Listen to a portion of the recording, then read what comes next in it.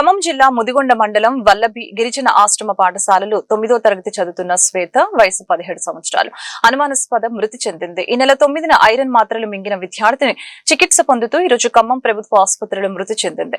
ఆశ్రమ పాఠశాలలో వాచ్మెన్ ప్రధానోపాధ్యాయురాలు మందలించడంతో మనస్తాపానికి గురై బాలిక ఈ ఘాతుకానికి పాల్పడినట్లు తెలుపుతున్న కుటుంబ సభ్యులు ఆవేదన వ్యక్తం చేస్తున్నారు. పోస్టుమార్టం నిమిత్తం ఖమ్మం ప్రభుత్వ ఆసుపత్రికి మృతదేహాన్ని తరలించారు. ఖమ్మం మార్చిరి వద్ద విద్యార్థి సంఘాలు ఆందోళన చేస్తున్నారు.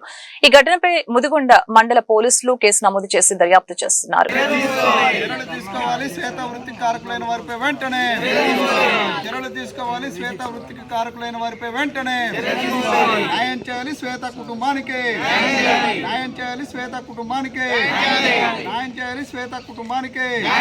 ఇవ్వాలి 25 లక్షల ఎక్స్గ్రేషన్ వెంటనే ఇవ్వాలి. శ్వేత కుటుంబానికి 25 లక్షల ఎక్స్గ్రేషన్ వెంటనే ఇవ్వాలి. శ్వేత కుటుంబంలో ఒకరికి ఉద్యోగం వెంటనే ఇవ్వాలి. శ్వేత కుటుంబంలో ఉద్యోగం ఒకరికి వెంటనే ఇవ్వాలి. శ్వేత కుటుంబంలో ఉద్యోగం ఒకరికి వెంటనే చర్యలు తీసుకోవాలి. శ్వేత వృత్తి కారకులైన వారిపై వెంటనే చర్యలు తీసుకోవాలి. శ్వేత వృత్తి కారకులైన వారిపై వెంటనే సిగ్గు హాస్టల్లో విద్యార్థులు చనిపోతున్నా పట్టించుకోకపోవడం సిగ్గు హాస్టల్లో విద్యార్థులు చనిపోతున్నా ప్రభుత్వం పట్టించుకోకపోవడం ప్రభుత్వం పట్టించుకోకపోవడం రావాలి. డీడీ గారు వెంటనే రావాలి. డీడీ గారు వెంటనే రావాలి. కలెక్టర్ గారు వెంటనే రావాలి. పిఓ గారు వెంటనే రావాలి. పిఓ గారు వెంటనే సస్పెండ్ చేయాలి. హెచ్ఎంని వర్కర్ను వెంటనే సస్పెండ్ చేయాలి. శ్వేత వృత్తి కారకులైన హెచ్ఎంని వర్కర్ను వెంటనే సస్పెండ్ చేయాలి. శ్వేత వృత్తి కారకులైన హెచ్ఎంని వర్కర్ను వెంటనే We want justice. We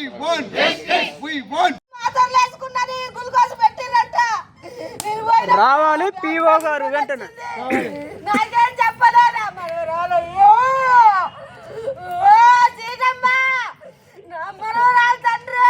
Khammam జిల్లా కల్లూరు మండలం రఘునాథ బంజర గ్రామంలో తాటి చెట్టుపై నుంచి పడి గీత కార్మికుడు బండి నరసింహారావు మృతి చెందడంతో గ్రామంలో విషాద ఛాయలు అలుముకున్నాయి.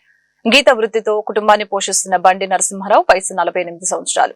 తాటికలు గీస్తున్న సమయంలో ప్రమాదవశాత్తు చెట్టుపై నుంచి జారి గాయాలవడంతో సమీపంలోని ఉన్న ఇతర గీత కార్మికులు అతన్ని కల్లూరులోని ఒక ప్రైవేట్ ఆసుపత్రిలో చేర్పించి చికిత్స నిమిత్తం తీసుకువెళ్లగా అప్పటికే అతను మృతి చెందినట్లు వైద్యులు నిర్ధారించారని స్థానికులు తెలిపారు. మృతి చెందిన నరసింహారావుకు భార్య, పిల్లలు